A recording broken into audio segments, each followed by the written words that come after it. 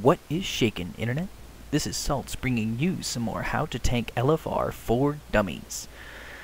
Okay, this guide will be covering the 7th boss in the Dragon Soul raid instance, which is the Spine of Deathwing. I'm going to cover it real quick, yet it is probably the hardest one to explain. So, first things first, once you start the encounter, you're going to see all these tentacles. So, cross your fingers and pray that only one person, or they will only kill one, DPS will only kill one of the mutated corruptions. So, once one corruption is down, one of these hideous amalgamation is going to pop up. I'm not going to cover any of their moves because it doesn't matter in LFR at all. Just tank it. Main tank will be tanking the hideous amalgamation. Off tank should tank all of the corrupted bloods that spawn thereafter.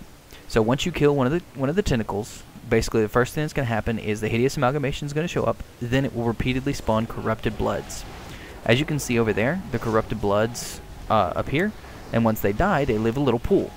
As you can see here, I am dragging the amalgamation over those pools. Once a corrupted blood dies, it leaves a little pool, and the amalgamation absorbs those pools. What you want to do is you want to get the amalgamation up to 9 pools before you kill it.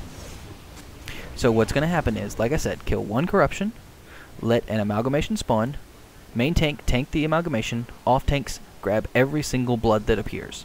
They only come about 8 seconds, which is about the most abilities are taunting, so you can just grab it every 8 seconds. You grab every single one. You don't kill it, you just grab them. And you tank them right in the middle. So, and then let's see what's going on here. So, now that every single blood's getting killed here, we're trying to, I'm trying to tell them to stop. So, we've got the amalgamation, and you can see the little counter up there. It's now up to 6 and 7. And once this next blood dies, we'll get up to 8 and then 9. So here's the deal. You want to get it up to 9 as soon as possible. Once it gets to 9, it does a huge raid-wide damage. So you want to, so it's like you don't want to get it to 9 until it's low health, but you want to get it to 9 before it dies. All right, now it's at 9, and you kill it immediately. As soon as it gets to 9, DPS should be DPSing it down, and no more bloods are going to get absorbed in. Once it dies, it does this nuclear blast. You should run away. It'll explode, it does major damage to everybody that's close, and then you have about 15 seconds to kill this burning tendon. And you have to DPS it as much as possible. Pop cooldowns, do whatever you need to do. So you gotta kill the burning tendons as fast as possible. Corrupted bloods will continue to spawn. This first one is a little bit slow, but as soon as the burning tendons is done, then boom, away goes the armor, and you see 2 new tentacles. So you grab 1 new tentacle, and you rinse and repeat. You do this 3 times. So we've gotten 1. So there we go. Now, amalgamation is going to spawn. There we go. I grab it, and I tank it. What I'm going to do is I'm going to get it up to, I want to get it down. Here's a good rule of thumb. You get it down to about 25%. Well, as soon as it hits 25%, you run it over to where all the bloods are dying. Supposedly, all the bloods should be elsewhere in the fight. Now here's something that's stupid.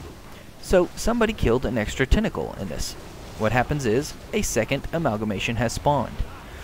The second amalgamation will suck up more bloods and thus screw up the fight and make everybody stupid, because this is one of the hardest things.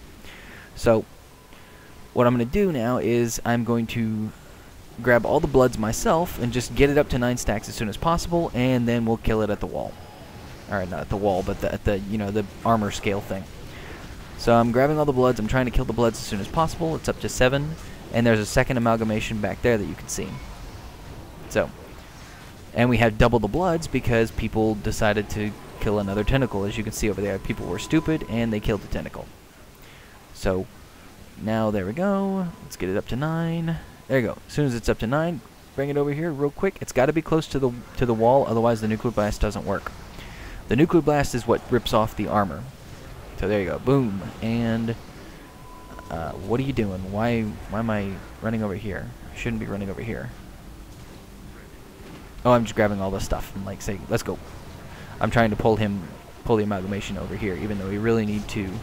We don't need to kill the skull. What are you guys doing? So yes, we need to kill the tendon. The tendon, if you don't kill it within 15 seconds, it seals it up, and you have to do it all over again. So please kill the tendon. This is a rinse and repeat fight. You basically know the basic idea is that there's an amalgamation. You want to get it to 9 stacks and make it blow up at the armor. If you don't make it blow up at the armor, it will not do the armor, and you have to do another amalgamation up to 9 stacks. The corrupted bloods will continuously spawn from every single tentacle that dies. Corrupted bloods don't do anything. They don't do much damage or anything special like that. You don't have to worry about it. But you have to get up to 9 stacks so that it can blow up. If it dies before it gets to 9 stacks, nothing happens. If it dies after if it gets to 9 stacks, it starts doing AoE damage. So I'm basically just repeating myself here. You get the amalgamation, main tank gets this, off tank gets all the bloods and any excessive amalgamations. If somebody's stupid and a second amalgamation spawns, you definitely want the off tank to grab it. You definitely want the off tank to always just grab it. No reason for it. So there you go. So nuclear blast and kill the tendons.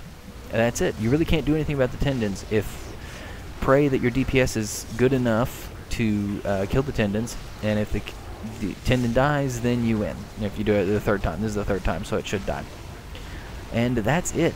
I mean, it's a straightforward fight, but it's so hard to get this right because it depends on so many people. But yeah, skip that, skip it, skip it. And there we go. That is the end of the fight. Hopefully this has been helpful. I really apologize, but I can't really explain it any better than that. Good luck. And this is a very intensive fight for everybody but the healers on LFR, I think. But it is what it is. So hopefully you do it very well. Good luck to you, and as always, you keep it salty, Internet.